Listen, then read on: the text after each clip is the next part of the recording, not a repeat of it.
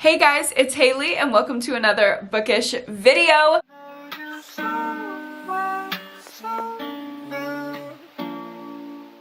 Today I am kicking off an out of my comfort zone vlog. I do these a couple times a year where I just try to branch out, push myself a little bit, and read the books on my TBR that are a little outside my comfort zone. Today I have 4 booktuber recs from people that I really love and trust, but are a little out of my comfort zone to read. However, before we get into the vlog, I do want to let you know about the sponsor of today's video, which is Alney. Alney makes some amazing lights, and if you're looking for the perfect Halloween decor, look no further. I will show you how I used Alney lights in my apartment to give a little spooky vibe to my space, and I absolutely love them. They don't overheat, which sometimes the cheapo lights, like the lights on my bookshelf right here, no tea, no shade, they get really hot to the touch. I literally have freaked out about those cheap lights back there burning my apartment down because they get so hot. These Alney lights have a protective coating and they do not get hot. They're completely fine to touch. They use an environmentally friendly material to make them, which is great. And they get super bright, which I love that as well. Of course, they have all different styles, colors, and types of lights for every holiday, every season, every room. Right out of the package, it is super easy, super confined, and all rolled up. So all you have to do is stretch it out and attach it to the space where you want it. And it has a USB plug-in. You can use this little remote over here to turn them on and off and change the settings. They work for indoor, outdoor. They're super versatile. I absolutely love them. And I also wanted to show you guys what it looks like completely in the dark. Like, this looks so cool, and just how it lights up the rest of the room. And it's 8 p.m. right now and it just is so vibey. Like, to get home from work to this is awesome. And I also think I'm gonna keep these up year round. Like, let me just show you. Here's a little remotes that they come with. I have 2 strands up right here. And just to kind of show y'all how it's set up, like, these are really tall windows and doors. And I still had some at the end that I like wrapped around that plant because they were so long. So that was 2 strands worth. And I think I'm gonna keep them up year round because, y'all, I was just gonna have these for the holiday, like Halloween, to have them purple, but you can change so many of the settings and make it so cool for like any holiday, like for Christmas. So I just made that one red and that one green. Like, how cute is this gonna be for Christmas? If me and Cameron host a Christmas party, like, to have this ambiance, I just think is adorable. You don't have to change out your lights. That is the most annoying thing to me when the holidays change, is like changing all the decor. You can just leave this up year round and fit the vibe with whatever setting you want. You can even do something like this. So I don't know if the camera is like perfectly picking it up, but it's like jumping around to rainbow colors. It literally looks so cool. If I was having a party, this would be the vibe. Like a New Year's party, oh my God. Here's a closer look just so you can kind of see the rainbow. It's so cool. If you guys are looking for some affordable and really high quality lights for decorating this holiday season, I'm gonna link Alney down below and you can get a percentage off with my referral link and code.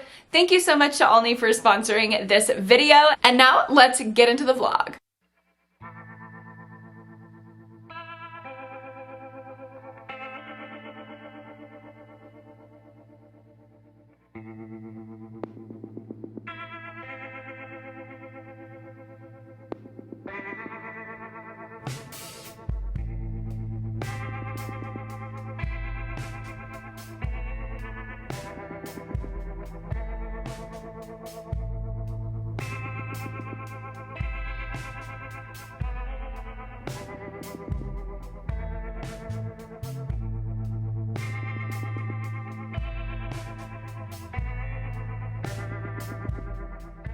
Hello vlog. I have just been chilling in between work meetings and I actually am loving my first book that I picked up. I am reading A Certain Hunger by Chelsea G. Summers, and oh my God, I'm obsessed. Like, I'm only a quarter of the way through, which I read it so fast, even though it's like pretty heavy on the descriptions and like has a literary style. I feel like it's just so easy to read.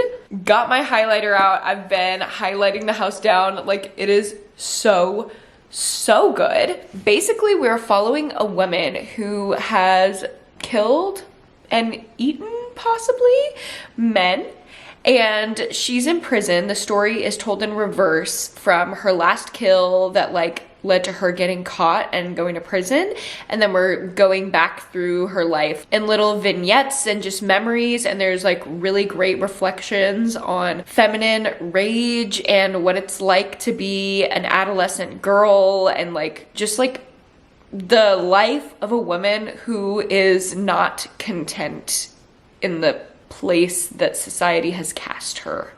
That's like the best short description I can give, and I'm eating it up. Like, I'm loving it. Between this book and my whole shirt, like, I feel like the feminist queen of the world. Like, I am living, loving, thriving right now. So, loving this book.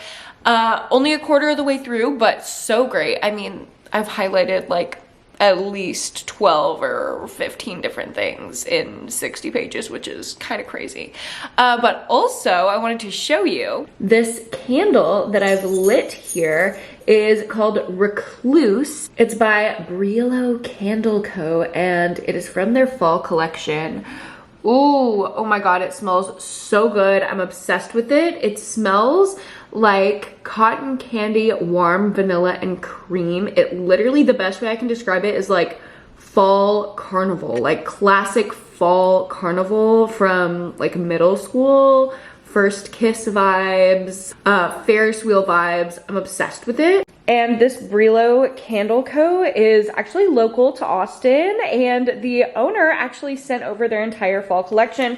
This isn't sponsored or anything like that. I'm just very grateful that she sent me this fall collection, and I'm absolutely loving the scents, so I wanted to share it with you. This other one is almond, cinnamon, and honey, and it smells so good. This is like classic fall spices. Cameron always says he likes fall spice scents, but not pumpkin, so this is perfect. He smelled it and loved it.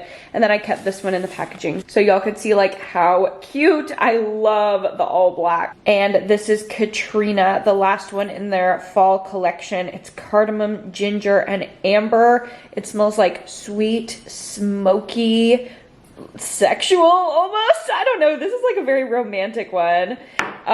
Loving the entire fall collection, and thank you so much for sending me these. I love to support a local brand, so if y'all are interested, I will link these down below. Shop the fall collection. It smells so good. All right, vlog, I am about to jump into meetings and sessions for the rest of the day, so I will probably see you after work when I pick up certain hunger. Hey vlog, obviously I started this vlog today thinking, you know, I was gonna start a vlog today. I've got some like horrible news. I've literally just been sitting catatonic on the couch, unable to move, unable to process it. I just dissociated for 2 hours. It's safe to say, probably gonna abandon this vlog for a bit. So, if some time passes until I see you next, that is why. Hello vlog, it is like 3 days later. I have only read a little bit, but I felt like I was ready to start the vlog again. I've got my thoughts together, got my emotions together. So I am a little over halfway through A Certain Hunger now, and I'm still highlighting away. I'm literally using my highlighter as a bookmark because there's so much good content in here, like good little nuggets to take away. So I'm busy highlighting, but I will say the second chunk that I read, so I read like the first 25%, the second 25% was much more rambly, boring than the first 25%. It started out with a bang and I loved it so much. Now there's definitely less highlighting going on, less interest in general. I just feel like it's not as interesting as that kickoff, and I hope that trend doesn't continue throughout the book. I hope it hits a point where it picks up a little bit again, but we're just kind of going through this woman's relationships, and a lot of the relationship is just like, okay, I don't care, get to the wronging and the killing, you know what I mean? I like the commentary, but the rambling paragraphs about how they walked through the market, I really couldn't care less. So I'm enjoying the commentary, not so much the like narrative structure of it. But I will say this book is making me really hungry. Like, it has really great food descriptions, and you wouldn't think that from a book about cannibalism, but it's making me really hungry. So I'm going to continue reading this today on any break that I have from work, and it's so short. I only have like 100 something, a little over 100 pages left, so I should be able to finish it up today and give you guys my final thoughts. This is post-work girl essentials. Book about a woman eating men. Huge salad in a mixing bowl. Pumpkin spice latte. Metallica in the earbuds. Like, this is the moment. Hello vlog. It's been a minute. It's actually been quite a few days. Again, I'm sorry, I apologize. I'm having trouble keeping up with this vlog because I just have so many things going on in my life. There was like that thing that happened like a week ago now, wedding planning, all the things. Yeah, it's a lot. I got new nails. I got blood drippy nails, which is awesome. They're still neutral, but you know, giving Halloween for this season, so I'm loving that. I also got 4 new tattoos, which I'm sure you'll see throughout the course of this video. My favorite one though is this matching tattoo with my boyfriend, not my fiance Cameron, my boyfriend. And if you know what this tattoo is from, then you'll know who my boyfriend is. And I'm also right now currently in a 4-day training for my somatic experiencing practitioner certification, which I've been going through the past year-ish.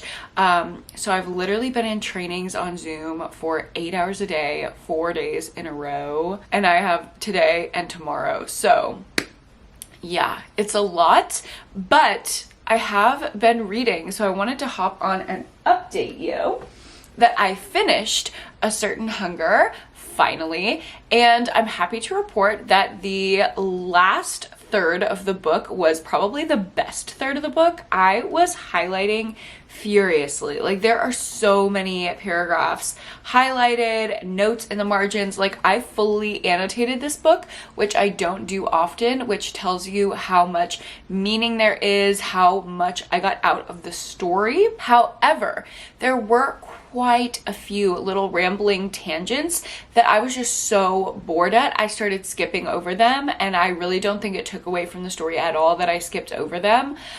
Some stuff about food where it's like she goes into like the history of how this was made and why, like, I'm sure there's a metaphor in there, but do I want to read 3 pages about some meat packing plant that has nothing to do with the world of the book? It's just a history lesson on food, basically. No, that was the only thing that took away from this book for me. But other than that, I loved every single part of it. I love our main character. I loved following her history in this non-linear way. I love the commentary. I just absolutely love the twists and turns that the story took, the way that it unfolded differently than how you expected. I wouldn't call it necessarily like shocking, but there were a couple twists in there that really got me. So I really, really love that one. If it didn't have those rambly tangents, this would be a 5-star, but it does have those rambly tangents. So I want to give this a 4.5. I'm going to give it a 4.5 because if it just had a few edits, or maybe those paragraphs just kept my attention a little bit better, this would easily be a 5-star. So thank you to Cat Chats for this recommendation. I loved it so much, but also, girl, the way you got through those tangents, like, good for you. I do not have the attention span. And now I am on to reading and again highlighting. I've been recommended some profound books for this video. Slaughterhouse 5 by Kurt Vonnegut. This was a recommendation from Aspen, from Aspen's archive. I will have her linked down below along with Kat and Deja. This is a classic, but if you don't know what Slaughterhouse 5 is about, basically it's following war, and it's just like a lot of commentary on war. We're following multiple people who have been through the war and are like dealing with PTSD. And when I say the war, I mean World War II.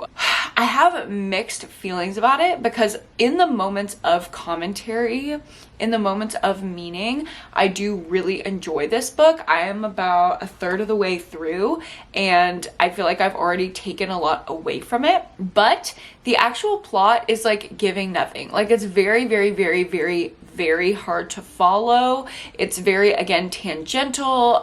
There's really a very tenuous through line. I feel like I'm following it, but I'm just always on the edge of like letting go of it, if that makes sense. Not a lot of character descriptions, not a lot of character relationships, at least at this point at the third mark. So I don't know, there's not a lot to attach me to. I could definitely see myself putting this book down and returning to it a lot, but I'm enjoying the experience of it when I do pick it up. I also don't care about war. I don't care about men. I don't care about like the general stuff that's going on in this book. So it's just hard to capture my interest. I think that says a lot for when my interest is captured. It means that, you know, the commentary is really good and the mental health pieces, the PTSD pieces are really standing out to me and keeping me engaged. But everything else,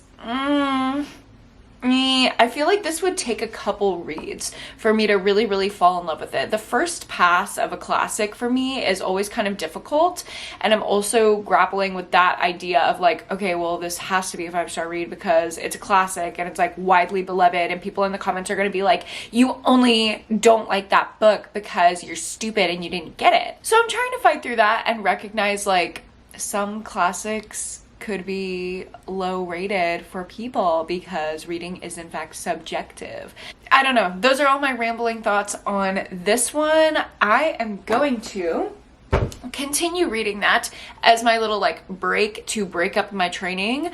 We have little breaks from the Zoom and we're on one right now, so I will probably read some of that book, and I think I'm gonna make some spooky Halloween themed brownies as a little treat to reward myself for getting through the past week. So let's go do it.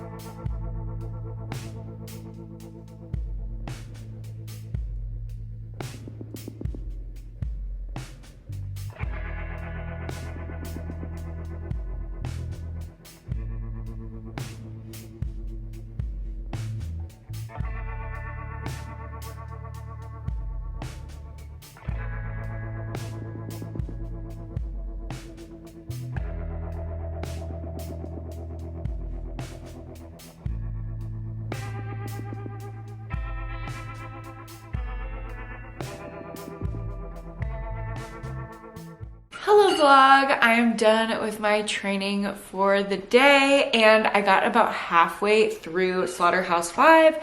Kind of still feeling the same, although there is a more solid through line once you get to the halfway point, which is helpful. It's very like taxing. Like you really have to think about it. I'm actually reading this at a really apt time. Like I'm glad I'm reading it while I'm going through the training because it has a lot of implications like with trauma and spirituality and things like that. It's just like a very conceptual read, which is why it's a classic. It stood the test of time. So I'm excited to get more into it, but right now we're actually going to see Saw X at the theaters, and I'm so excited to go see it. So I'm sure I will give you a review when we're back. How do you feel? Feel good. You excited for Saw? Very excited. Saw is his favorite horror movie, and he's very happy about his fit with the panda. Those are pandas, right? The pandas, the little sweatshirt. I bought him this sweatshirt, and he's obsessed with it. So, and the new stash mullet combo, he's slaying. Ladies, just tell him in the chat he needs a chain, right? Oh, okay. Okay.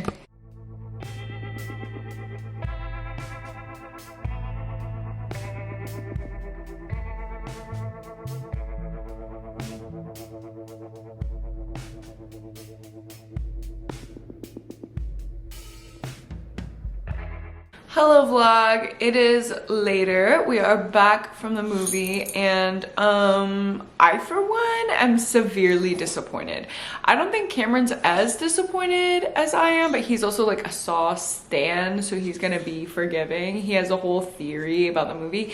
Me, I just simply think it fumbled. Like, I simply think it fumbled. First of all, the setup was way too long and way too fucking boring. I literally fell asleep. I usually go to like 10:30, 11 o'clock movies, and we don't get out until 1 in the morning, and that is totally fine with me. This was a 6:30 p.m. movie, okay? There's no reason for me to be falling asleep in the theater unless it's boring, and it was. And I'm gonna go on like a little mini rant with light spoilers, so if you don't want to hear that, you can go ahead and skip through this clip. But if you're a horror movie fanatic and you want to hear my opinions on Saw X, here you go. Why were there so many plot holes? Why were there so many plot holes? Like, I'm just wondering, what was the point?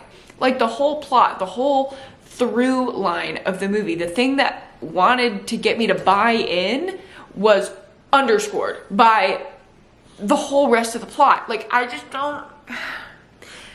don't see the why. I don't see the meaning in it. I thought it was so uninteresting and so lazy. The amount of plot holes that there were, it's just, there's no excuse for it. And to have a cliffhanger ending after all those plot holes, like, no. If you're gonna have something that seemingly doesn't connect, then it needs to all come together at the end. But if you're just gonna walk away and make me wait for what, another fucking sequel so you can get more of my money, like, that's just cheap. That's the same fucking thing that they did with the Halloween requels that pissed me the fuck off. Don't love that.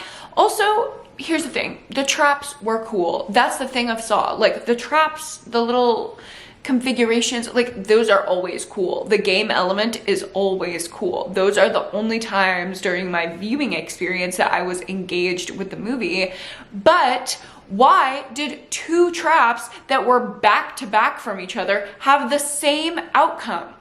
I don't understand. Like, we need some variance. We need some interest. Like, the girl who was sawing her leg and then the blood was filling up and we were waiting and it just didn't fill up, so she died, was the same exact ending as the task directly after, where the guy completed his task, cut the brain matter, and we were just waiting for it to dissolve in the enzymes, waiting, and it wasn't enough, so he died. Like, why would you have that happen twice back to back? There are so many other different options that I can think of that would be more interesting, keep the audience on their toes. Like, it literally doesn't make sense. I feel like someone wrote this in their sleep. And don't even get me started about the aspects that were like, oh, I think we're just gonna do this and like throw this in there because it's edgy and because it'd be crazy. Like, literally show me the gore, the guts, like all of the things. I need it, but don't just do something for no reason. You know what I mean? Like, oh, we're just gonna throw a fucking random ass kid in here for what? Like, I wasn't even disturbed by what happened to the kid. If you're gonna throw a kid in there, really make something fucking happen to this child, because I really wasn't worried about the kid. The blood, waterboarding, like all of it, it just seemed like it was cheap. It was for shock value, and they did not care about the driving force of the movie or the character development. Like, even Amanda, we've known her for movies and movies and movies at this point. What, like 12 fucking movies we've known Amanda and her backstory? Why did I feel like she wasn't developed at all anymore? She was just this bumbling, fumbling, crony who's obsessed with John. Like, why was there no further development? What did this movie tell me about her? Little to nothing. It's just like, the only people who I think are gonna like this movie are the same people who like the extreme horror books that I don't like, which is fine. You can have different tastes from me, but I need a little something more than shock value. It's not enough, it's lazy, it's boring, and fuck you. So that was much more of a passionate rant than I thought we were gonna get, but those are my thoughts. Unfortunately, now I'm gonna go ahead and pick this book back up and I will let you know what I think.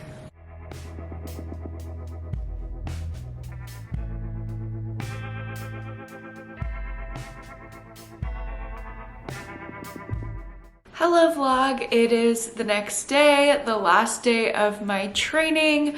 But before I get into that, I just wanted to update you on Slaughterhouse 5. I'm at the 75% mark. The biggest thing that's standing out to me, other than like, you know, really working to try to interpret the book, I definitely am gonna need multiple reads of this to really digest it, is like the male coding. I don't know, like it's just like so aggressively from a man's perspective, and obviously there's nothing wrong with that, but it just is so hard for me to connect with. A lot of the themes and the commentary reminds me of Mrs. Dalloway by Virginia Woolf, and I much prefer that one. That is actually one of my favorite classics that I've ever read. So if you're interested in this one or you like this book, I would definitely recommend Mrs. Dalloway. And if you like Mrs. Dalloway, like me, maybe you would get something a little bit different out of this one, but it's not really giving me too much. I'm gonna be real. I'm not loving it. I'm sorry, Aspen. Do not hate me. Do not cancel me, but that's just how I feel. Ooh, that's just how I feel. Okay, I'm literally so tired. I'm delirious, but I'm gonna go back into my training and let you know what's going on when I'm done. My training is over, finally. Oh God, it was very valuable and I learned a lot, but also like that shit is emotionally draining. Like I am so dead, I'm feeling so dead.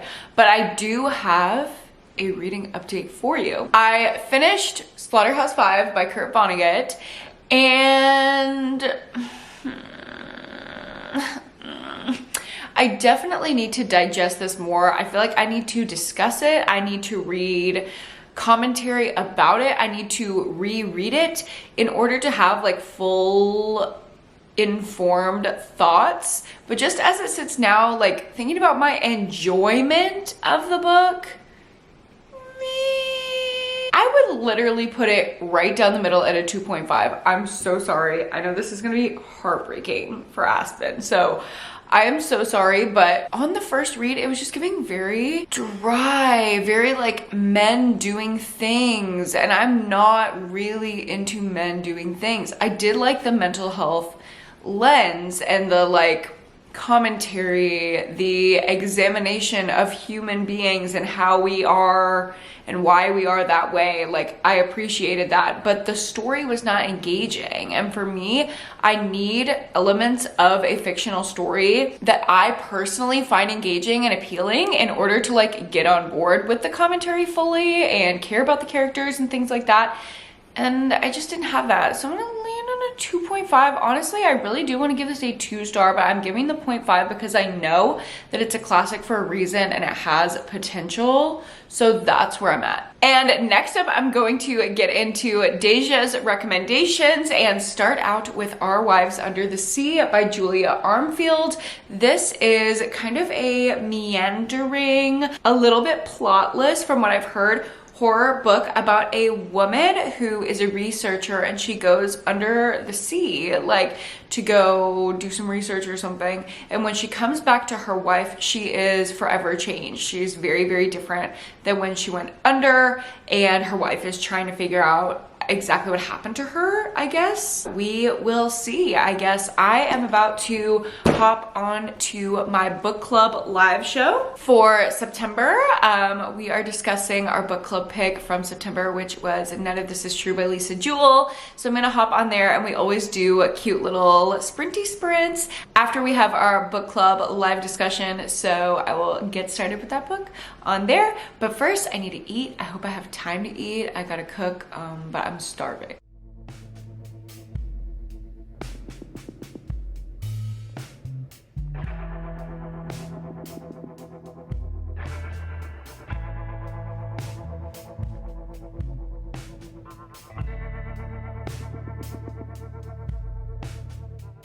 Hello vlog, it is after book club and sprints, and during sprints I got about halfway, actually a little over halfway through Our Wives Under the Sea. This is a super interesting one. It reminds me a lot of Feed Them Silence by Lee Mandello.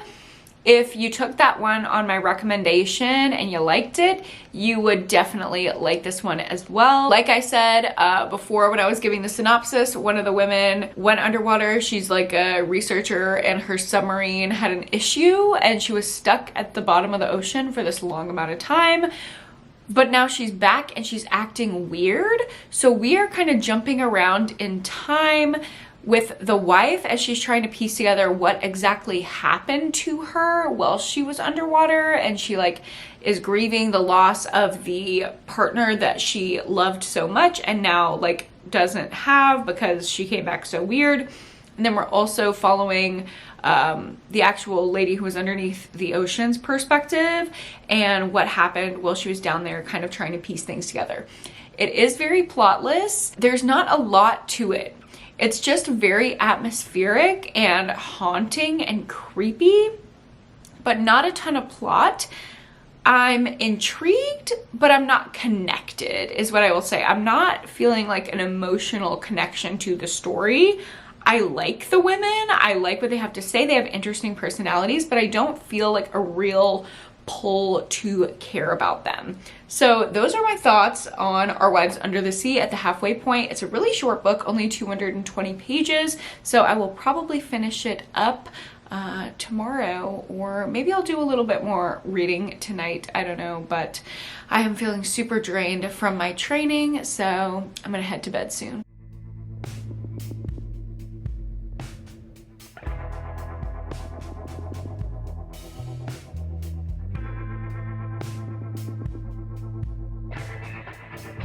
Hello vlog, it is the next morning and I just got up, made myself a pumpkin chai, and finished Our Wives Under the Sea by Julia Armfield.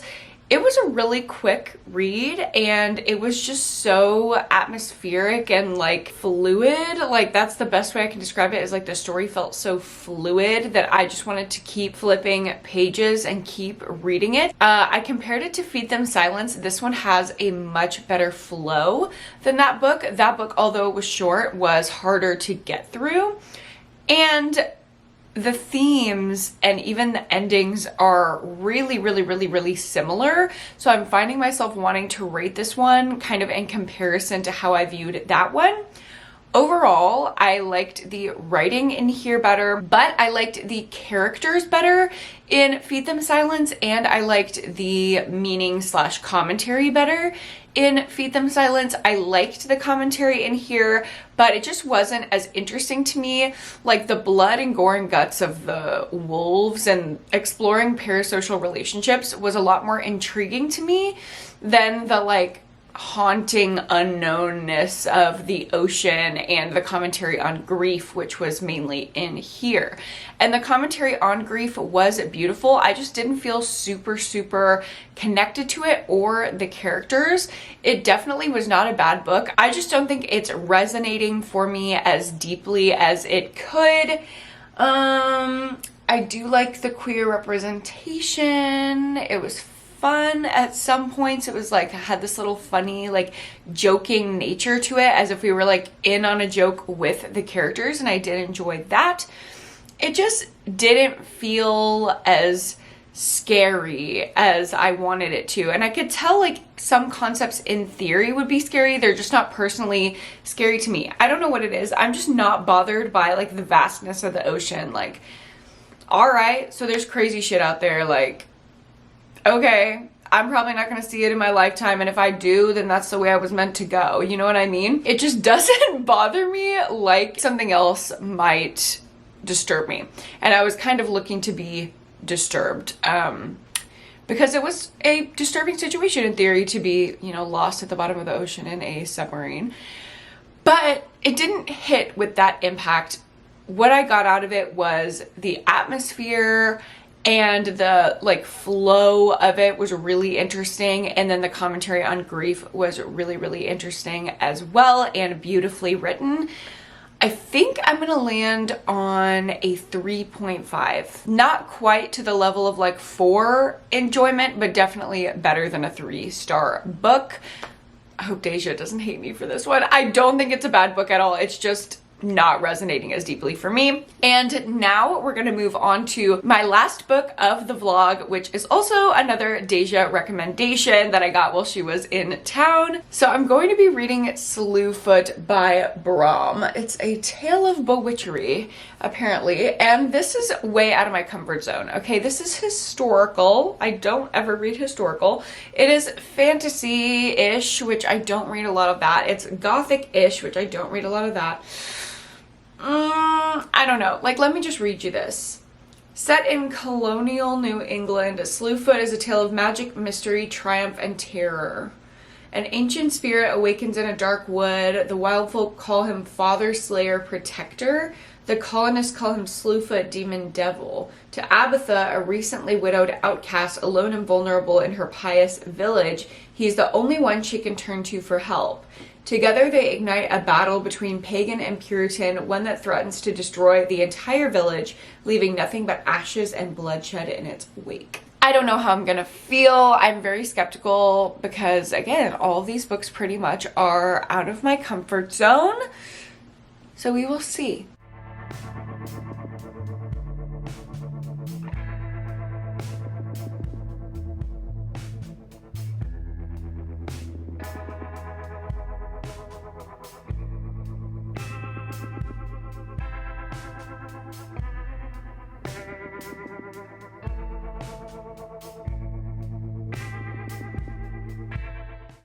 Hello vlog. I obviously look very different. I am a vampire now. I haven't read anything because my workday was literally insane. Just got off, got ready, and we're about to go to a little Halloween influencer pop-up, have a little moment. I'll show you the fit.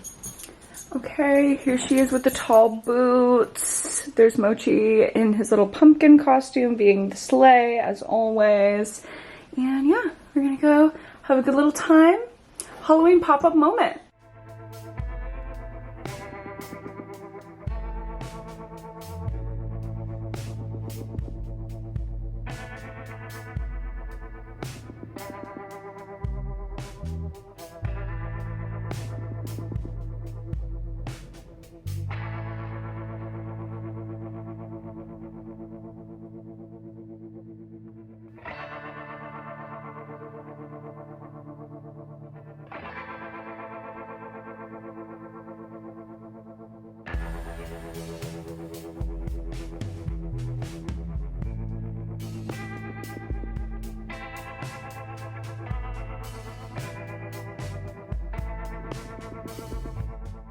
Good morning.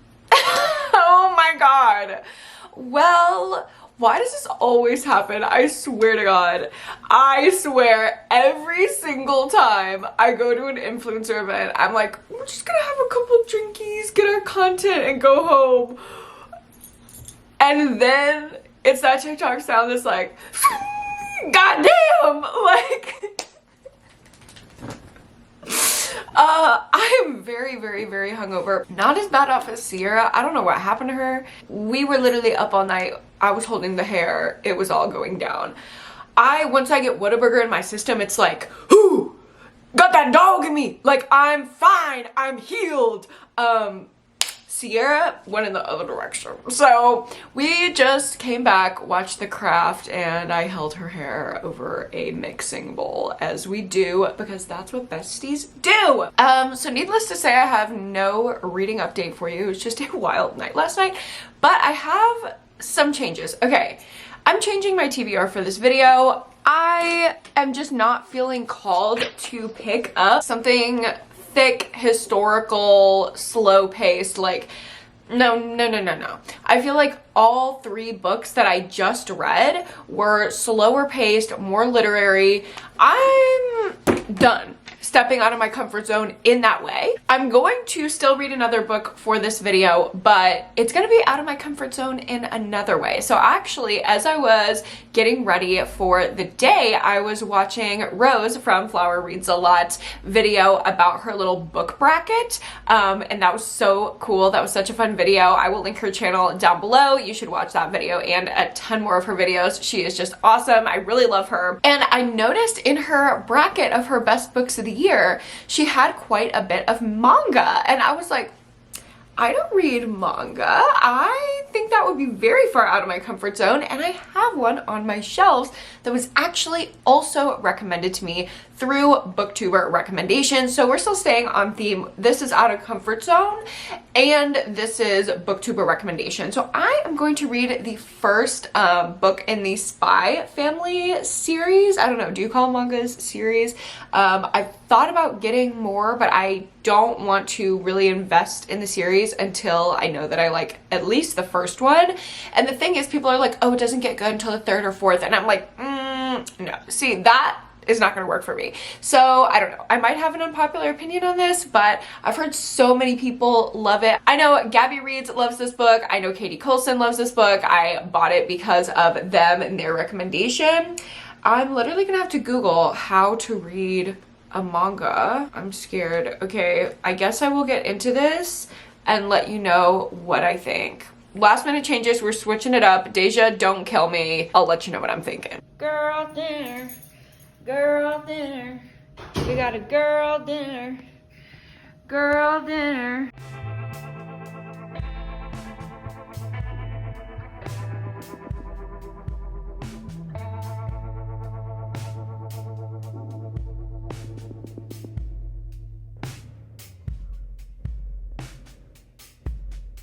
Hello vlog, it is the next morning. It is like a super rainy, dreary day, and the temperature is down to 72. That is insane for early fall in Texas. I'm so happy. I am living my sleigh. I am ready to get into Halloween books. Although I did start Spy Family, which isn't really Halloweenish, but it is the first manga that I've ever read, and I'm having such a fun time with it. I started it last night when I was taking my spooky little bath. It was so fun. It was just light and adorable. Like, it has so much heart to it, which I did not expect. I am over halfway through. I'm at mission 3 out of 5, and basically in this book we're just following a spy who has to do this undercover mission, but the mission requires him to pose as having a family. So he's recruiting a like fake daughter and fake mother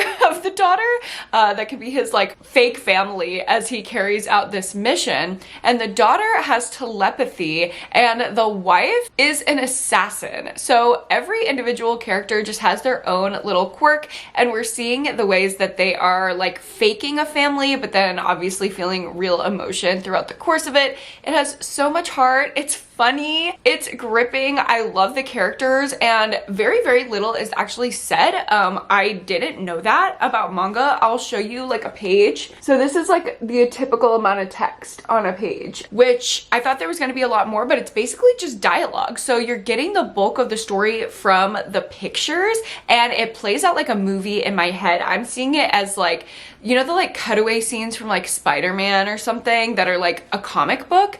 It is giving that, and also it was very easy to learn how to read. I just Googled it and I figured out what the coma, I believe, are called. So you read it from this way down, which is just the opposite of the way that, you know, you would read a novel. in English, but it's really, really interesting and I'm really liking it. I'm so glad that I stepped outside of my comfort zone and that I, you know, followed my little mood reading taste and went for this rather than something slower paced that might have put me into a slump. I'm sorry, Deja, I will read Slewfoot eventually, but thank you to Katie and Gabby for recommending this. I am going to finish up this book today, give you my final thoughts, and let you know if I'm going to be finishing this series. I will see you then.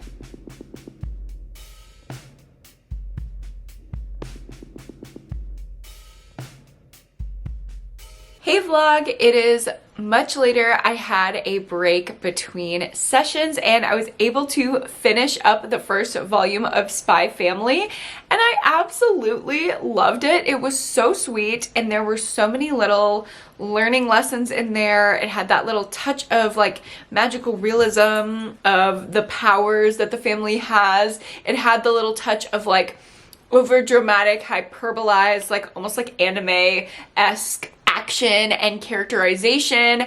I just absolutely loved it. I had so much fun with it. I'm literally gonna run to Pango Books right now and try to find all the rest of the series. Is that what you call manga things? It's like series, or is there another name for it? I don't know. Let me know if you know. But yeah, I'm just absolutely in love with it. I'm in love with these characters.